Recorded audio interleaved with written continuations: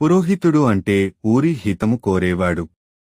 అనగా ముహూర్తము, పంచాంగము, విశుద్ధ శుద్ధి, వాస్తు శుద్ధి చూసేవాడు. జన్మ, శౌచాదులు, భాగ్యచక్రము, పాడి పంటలు వంటి వాటిని అలానే పంటలు ఇప్పుడు వెయ్యాలో నక్షత్రాదులు చూసి చెప్పేవాడు.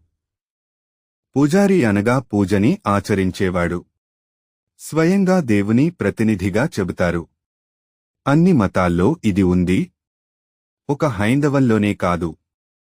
పూజని ఆచరించడం అంటే ఆగమాదులు అనుసరించి చేసే భగవంతుని అర్చన. ఏ దేవతకు ఏ పూజలు ఏ కాలంలో ఎట్లా చేయాలో తెలిస్తే పూజారి పదవిని సమర్థవంతంగా నిర్వర్తించగలరు. తమ పెద్దల దగ్గర ఆ విధానం నేర్చుకొనడం, వాళ్ల వెంట ఉండి గమనించడం చేస్తే స్వామి పూజ చక్కగా చేయగలడు. భక్తి విశ్వాసాలు ప్రధానం.